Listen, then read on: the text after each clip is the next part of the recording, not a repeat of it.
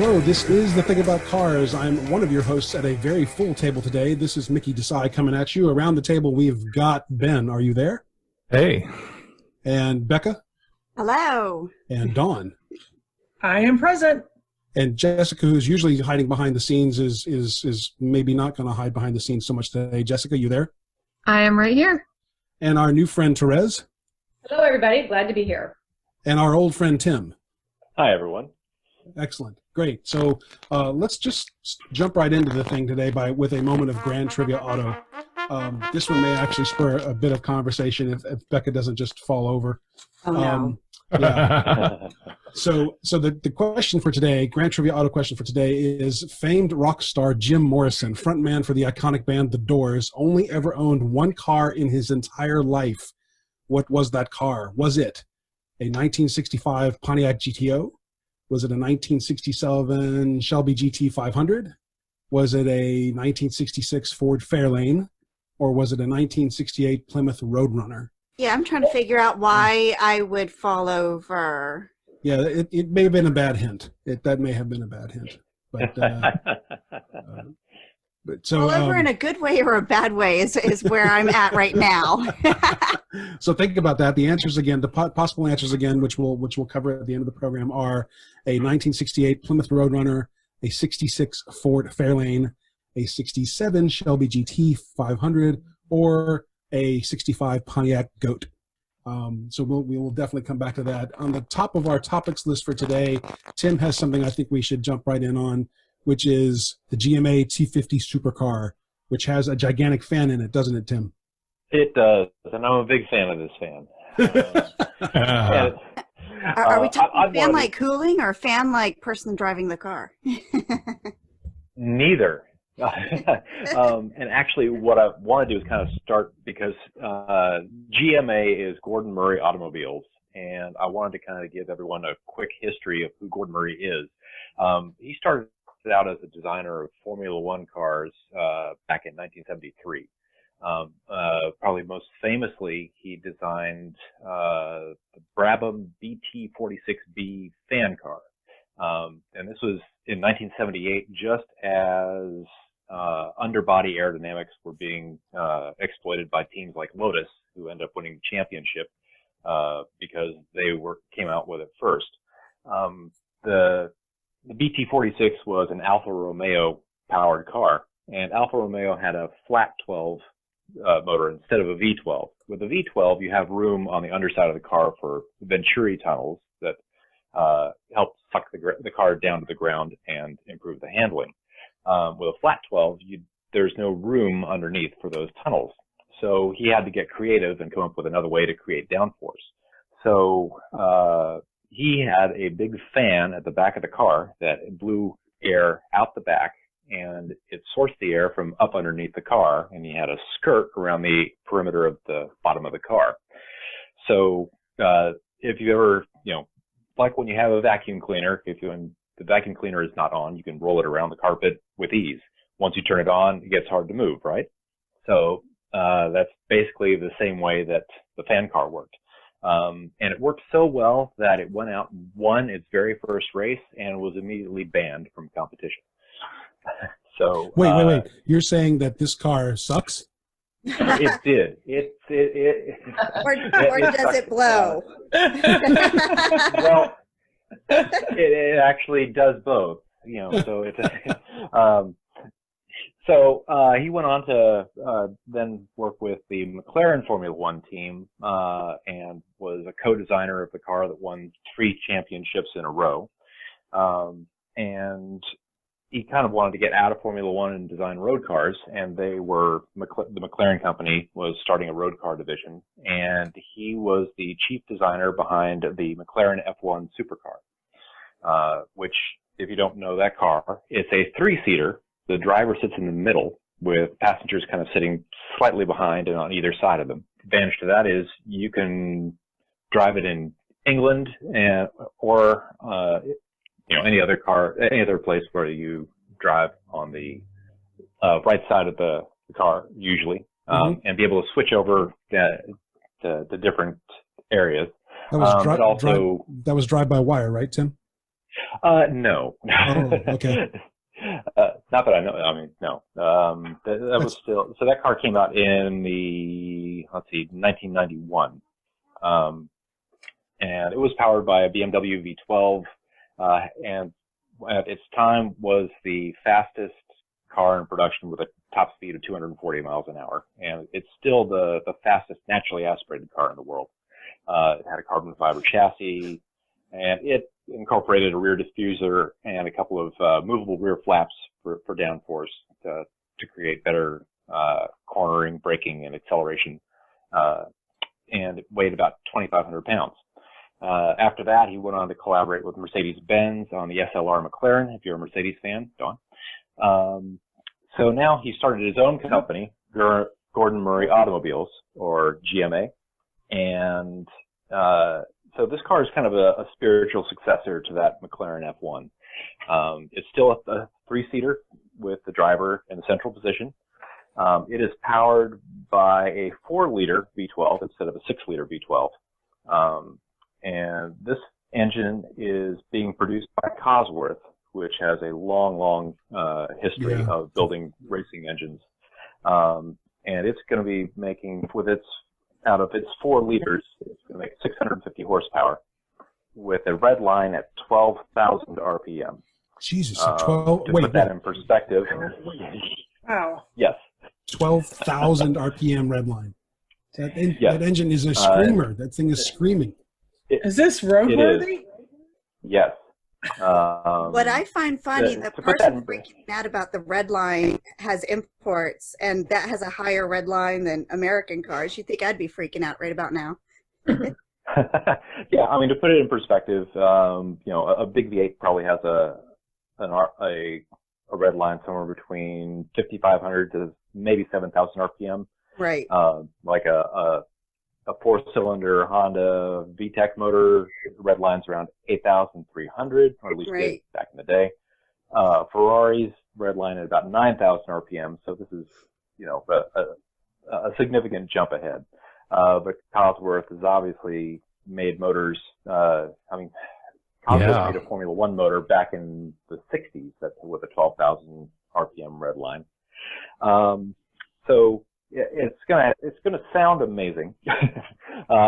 There's YouTube clips online with it running to 8,000 RPM. They haven't given us the full reveal on it because the car won't be out until 2022. Oh, okay. It's good. Yeah.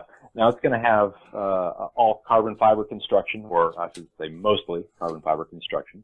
That's going to keep the weight down to under 2,200 pounds.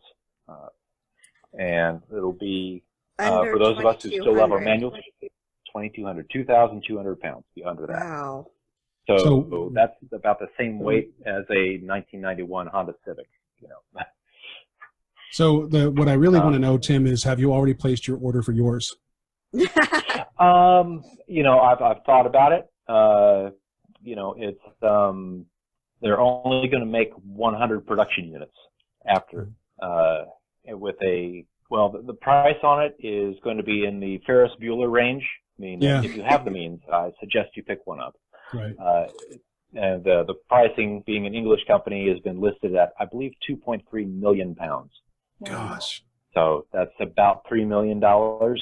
Right. Depending on what the rates are. Right. And it's going to use a little bit of the technology going back to the fan car that he designed for Formula One, where one of the problems you have with Venturi tunnels is that once you make them large enough to really work well, they sometimes get turbulent air going through them. And so what he has done is he's incorporated a system of slots coupled to, ducted to a fan at the very back, and it's supposed to suck out the turbulent layer of air, and at the same time reduce drag and increase downforce.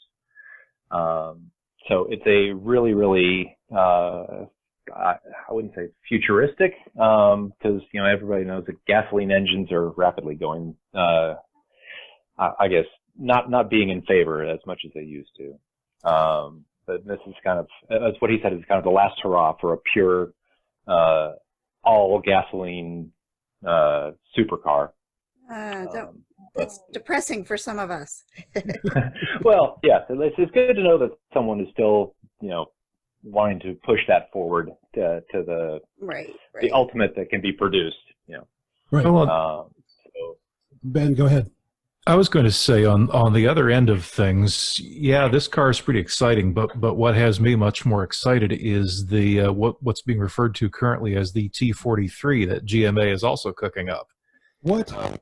Yes, the T43, which is probably going to be out around the same time, is for the other end of the market. It's currently being touted as being priced in the mid £40,000 range. And it's going to be a 2-seat mid-engine. It's going to be a turbocharged 3-cylinder, believe it or not. But the weight is going to be very, very low. And the goal basically is to out-Lotus Elise the Lotus Elise.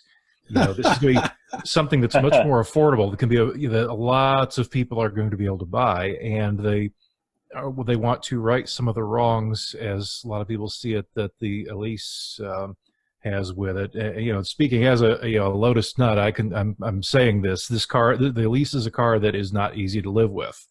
One of the difficulties is that the roof leaks, and another one is it's difficult to get in and out of because of the way the doors are designed.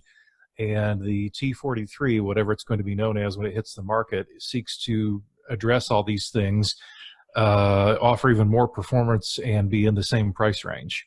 But the T43 does not have a gigantic fan in the back of it that's increasing negative pressure against the road. No, it doesn't need it. Because it's not going to be going, warp 88 like the T50 will. Right, that's true. Well, Tim, keep us posted. Yeah. I hope you end up with one in your driveway. Yes. No kidding. Apparently, 2/3 of them have already been sold, at least pre-sold. So, yeah, no doubt. It's time to get that lottery won really quickly here. I'll tell you what, Tim, if I happen to stumble into being able to get my hands on a Lotus Evija, I'll race you. That's a deal. Therese, can you tell us a little bit about your classic car proclivities or preferences, I guess I should say? Oh gosh, I love an old car, and old trucks in particular. So I just heard on my news, or saw on my news feed earlier this week, that Johnny Cash's 1970 Rolls Royce, the powertrain was shot, and so they converted it to a Tesla powertrain. So I thought that was pretty cool. Wait. Yeah. And my former neighbor has a 57 Chevy truck that he managed to acquire, and he's been in the process of fixing it up over all these years. And he pulled up down to my driveway, and he's like, "Get in!" I said, "Well, I want to drive it." And it's got the starter button and the whole thing. And he's like, "Do you know what to do with that?" And I'm like, "Tim, of course I do." So we got it running, and off we went around the neighborhood. And the steering wheel on that thing is, I don't know, I think it's got to be at least 2.5 feet in diameter. So I took the wheels. just about. So, and I'm a big fan of naming vehicles. Me too. So I told him that he needed to name it Nader. Nader. From the movie The Cars. Yes. Nader. What is this going to be my new LS swap issue? What? Converting gas vehicles into Tesla power plants instead of me complaining about everybody LS swapping things. Rebecca, it's only an issue if you let it become one. Yeah. Oh my goodness. Because there is a company. There's a company in Southern California that specializes in doing just that. Oh yeah. Yeah. They're in fact they're doing a lot of old Porsches with Tesla. Well, they can do that to Porsche if they want. I don't. Nah, it's other cars.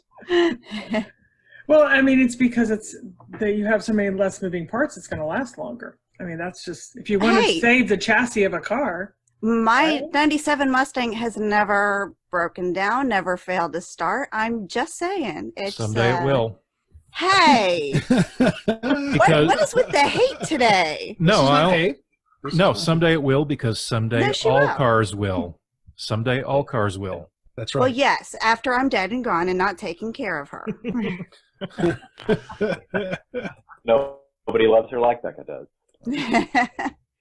So speaking of names. So I saw some kind of an electric Mustang on. No, no, come on, listening. Stop not listening. that! Stop that! It was a specifically customized one that I saw on Iron Resurrection. It's a show on Motor Trend. The Martin Brothers people went to go visit a friend of theirs to get some parts from another person, and this thing was wicked fast. Let me tell you, it was. I can't remember the exact stats on it, but it was not polite. It was just.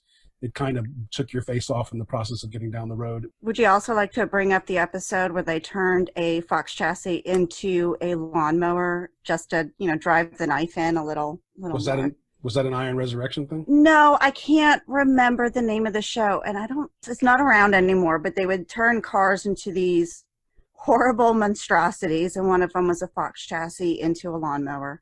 So when you have time, look up Zombie 222 electric 68 Mustang. I must say it is impressive. It's not the gas burner that Beka lives and breathes for, but it is really impressive. And look up electric versus gas drag on YouTube.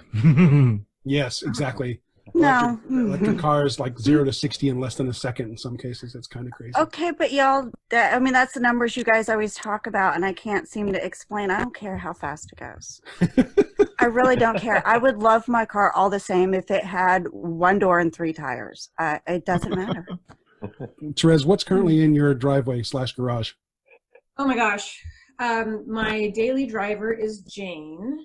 And she is a 2014 Subaru Outback. Mm-hmm. And my special vehicle is Old Pete, and he is a 97 Dodge Ram 2500 diesel. Ah. So do you just name them, or do they earn their names? Well, Old Pete comes from, I was a very avid reader as a child, and still am very into horses. And one of the books that I read was My Friend Flicka, and there was a horse who was this Clydesdale that just kind of wandered the range.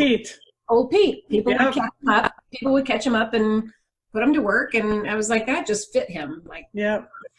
I remember My Friend Flippa. Yep. I was a horse person too. Yep. So that's how Old Pete got his name. And when I was in college, people called me Jane Practical.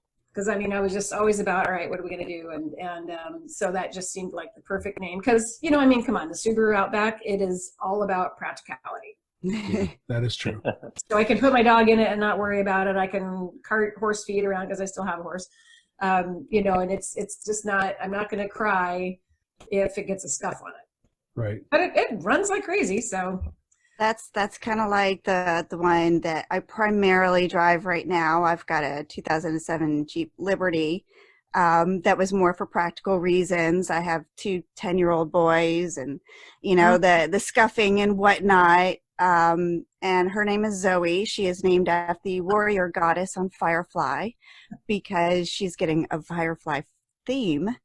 My Mustang that I've already kind of talked about, her name is Angel, and she has earned it. It's a long story. The poor Pontiac G8 that I have, her name is Hope. She was named before she died. There's also a long story behind her name, but now the running joke is Hope is dead. But before it was, I hope they don't total her out. That's how she ended up with that name. So Therese just sent a note, and I've got to bring it to the forefront here. What is this, Therese? George Jones drove a lawnmower? Yeah, so when you guys were talking about converting the Fox to a lawnmower, it made me remember George Jones. He's a very famous country star. He's long gone now, but he was drunk, and they had taken away his car keys, and so he got on a lawnmower and drove it to town to the liquor store so he could buy himself some more booze. I think I know that. And I was in, oh my goodness. I forget which museum it was in Austin, and they actually had that lawnmower on display. It was pretty cool. Possibly the inspiration for that Steve guy on YouTube who was always getting pulled over on scissor lifts and things. But there's also a movie about a guy, and I think it's based on a true story, an older man who had a friend some significant distance away, and he was so old that they had taken his driver's license away, and this friend was like in the hospital or needed help or something, so he literally loaded up his lawnmower with stuff and made like a cross-state trek on a lawnmower. And I'll have to find the title for that. I can't look it up right now, but they turned it into this nice, sort of a dramatic, slow-paced but dramatic journey between two states, humanity anthem, that kind of thing. But so our friend Nancy sent in a topic that I think we've talked about briefly before, but only in terms of making TV segments out of it. But I'm wondering if we could toss around practical things for Nancy and for women in general, because the thing that Nancy says is she'd like to hear some tips for women so they don't get taken for mindless empty shells at repair shops, auto stores or dealerships or whatever. And so how can we help women not get taken advantage of if you don't happen to be an expert on cars or things related to cars? Oh boy, that's a good one. Yeah. Well, it's a good one, but sorry, Therese. Go ahead, Therese. Yeah. So the greatest gift I got was my neighbor when I was young, growing up, was a mechanic. And so my first car that was given to me to drive by my parents was a 1972 Pontiac Catalina. It got about 8 gallons to the mile. And, it was an old car, so it had propensity to break down. And he said, I won't fix it for you, but I'll help you. I'll help you. And so my first repair ever was rebuilding a starter in January in Idaho. So, but if you can't have hands-on, I would say, YouTube. Yeah. And, if it's making a weird noise or something, then look it up on YouTube or on Google and see if you can find, get to know your car. Get to know your car and understand the bigger basics, and then find a good mechanic. Tim, do you have children? Remind me. I'm sorry, I don't remember. Only the 4-legged kind. Okay. But I would like to chime in on this, because I think there's a couple things that can be accomplished, I guess. First off, if you can find a auto shop where the waiting area has a big glass window that lets you look into the service bays and watch them actually work on your car. Mm. Secondly, when they say that you need to have part XYZ replaced, say, sure. But when you replace it, I want you to show me the old part and the new part side by side. Yep. And because I want to see what's wrong with the old part.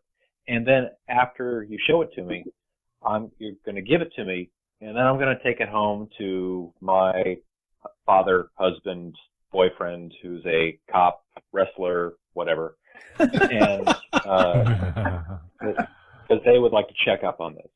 And the threat of bodily harm will do wonderful things to keep people on the straight and narrow. Right. Tim, I agree with you. I always say, show me the part after it's done, and it's mine. I own it, so I want to take it back. I want to learn from it, and it never fails. They are like, "No, you're fine. Actually, I think we misunderstood." Right, Beka, you about to say? No, that was something that I was going to say. All jokes aside, obviously, you are entitled to take any part they remove from your vehicle. You're entitled to keep that. It is your part. They don't have the right to take it away, and that way you can inspect it. You can take it to whomever to inspect it. Definitely. So and I agree with all of you. I agree that, to Therese's point, get some advanced knowledge on the issue at hand. Go to YouTube, go to Reddit, or go to any car forum and just ask for general advice to start with. Tim's spot on, Dawn's spot on, absolutely. But my devil's advocate point is, what if they tell you there's a core charge in the old part? There's a what? Don't get me started on core charges. A core charge, meaning they have to send the old part back for rebuilding or something. Well, then you can volunteer to, pay for that core charge. It's usually only, 10% more of the actual part. Yeah. And, if it's really a bad part, then, that they should have no problem giving it to you. Right. Or at least let me take a picture of it. For you.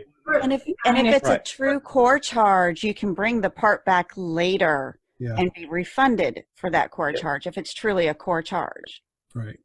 So Nancy, if you're listening, I hope these tips help. And if anyone ever has a question, if any of our listeners knows anyone who ever has a question about this sort of thing, please be in contact with us, and we will do our best to help you not get ripped off.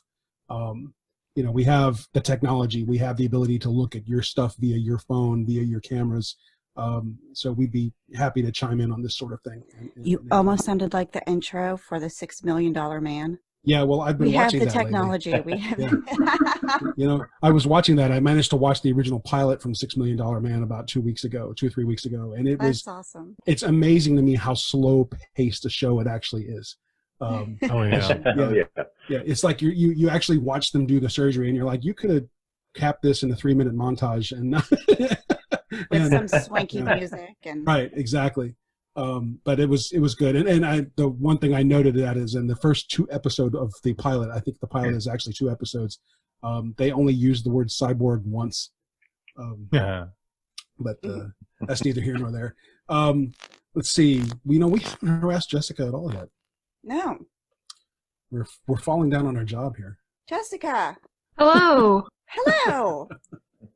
Well, we may have to say that separate episode. We may have to edit that bit out just because I don't have anything ready for Jessica specifically. I've got a list of other things to go through, but I'm also looking at the clock, and we should probably do our Grand Trivia Auto thing and wrap the episode. See, I was about to just start winging it for you there. Okay, go for it. Jessica, what's in your garage? I had a Nissan Sentra until last year. It got totaled. Aww. And now I have my beautiful little Toyota Yaris. Mm-hmm. It's a hatchback with 4 doors. And does your Yaris have a name? Her name is Captain Planet. Captain Planet. Nice. Awesome. That is Is it blue by any chance? No, she's silver. But it was the only one that was available from a reputable dealer in the entire Atlanta area, so I settled for silver. So then why Captain Planet? Because I yell at people about littering a lot, so I just went with my Planeteer theme. I got you, and she's an extension of you. Gotcha. Well, actually, Jessica, also better gas. How did you decide to buy that car? You said from a reputable dealer, but what's your methodology for buying a car? Well, I knew I wanted a Toyota Yaris, and for this particular thing, I had 2 weeks to find a car between the rental having to go back and me having to pay for it myself.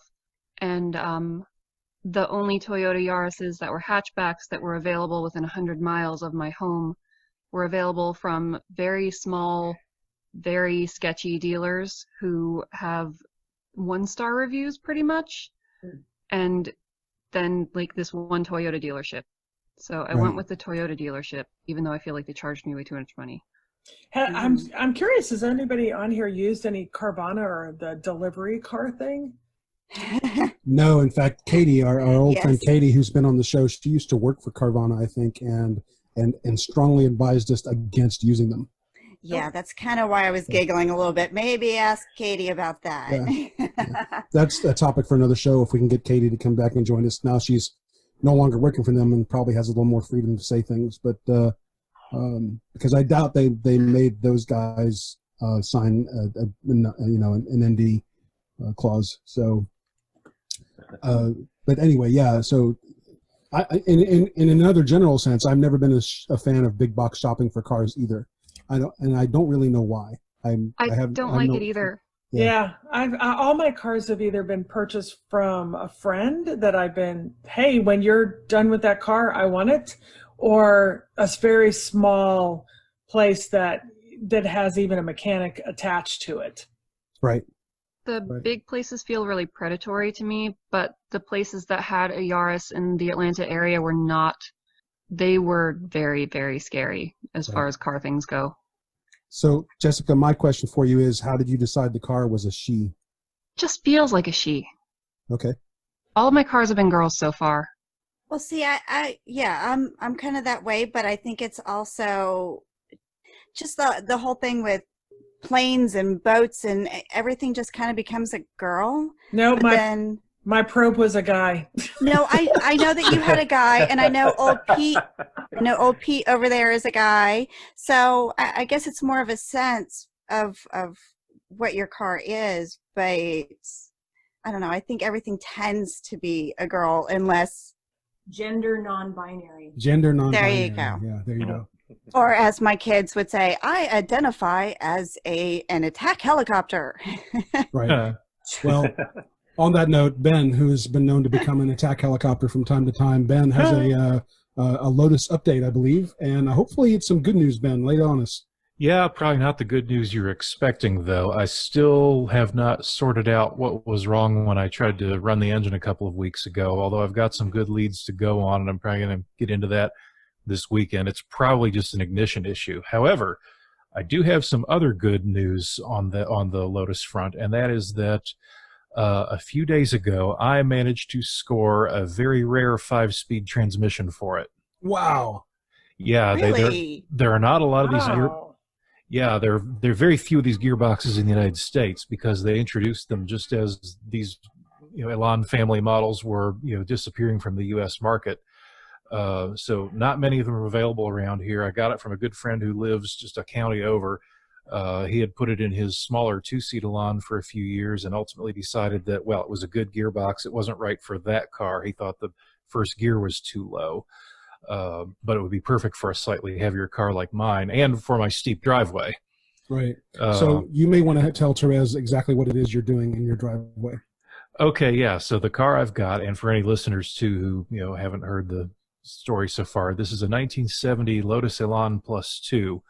The Elan, of course, was the cute little 2-seater that Emma Peel drove back in the 60s, and the Plus 2 is the slightly larger hardtop sort of touring-oriented version, which is very rare in the United States as well. And I bought it almost 5 years ago in need of almost everything from one end to the other being refurbed and fixed. So, Right. He's done essentially a ground-up overhaul on this thing. It's not quite a frame-off restoration, but about as close as you can come without actually taking the thing apart and blowing it all down to metal. I've wound up. Yeah, when I first bought it, I thought, okay, fix a few things and I'll be driving within a few months, and it has wound up being a matter of, almost everything except paint. Maybe you should have taken it all apart at the start and just intended on it being a full take-apart restoration. Well, yeah, I mean, what Therese doesn't know, what Tim probably does know, is that Ben is something of an Anglophile when it comes to his cars. Oh, yeah. And his bikes, for that matter. Although you're driving a German right now, but still, I like good old fashioned American muscle. I appreciate many of the other cars from the distance, but the more I think about what I want in my driveway, I'm thinking 70s era pickup truck with a gigantic engine in it. Oh, and I love it all too. Give me a ton of crap for my American cars. Yeah, because yours are falling apart. That's why. They are not. And holding up the garage. That's one of them. Oh, we know we love you. We're just being silly. And she's the Australian car. So Therese, again, I'm sitting here talking to Therese and not letting her do any talking, but Beka has needed an exorcist for a while, I think.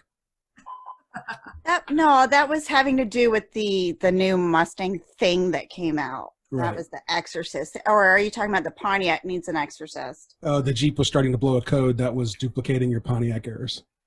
Oh, that's off into another branch now. Another discussion. Right, so let's wrap the episode. The grand trivia auto question was: famed rock star Jim Morrison, frontman for the iconic band The Doors, only ever owned one car in his entire life. What was it?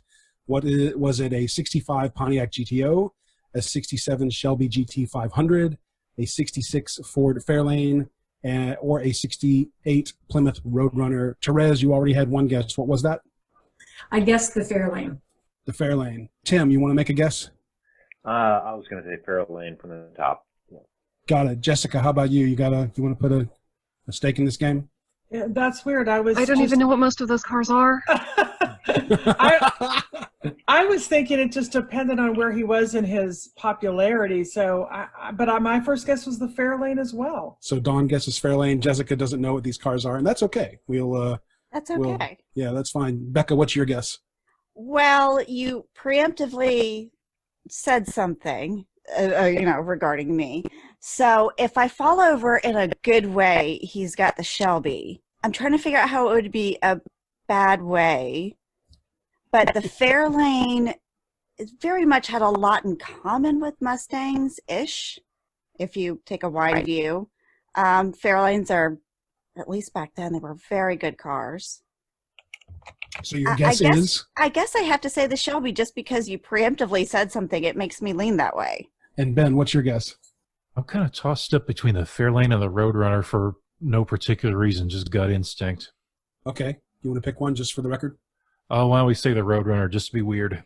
Yeah, and it's not like we're keeping points or anything, although maybe we should do that. That would be kind of fun if we actually started to post that. So no, here's the answer. According to Street Muscle Magazine, an article written in 2015, owing to the fact that this was his record label's first chart topper, Elektra Records founder and president Jack Holzman decided to offer each band member any gift they wanted as a reward.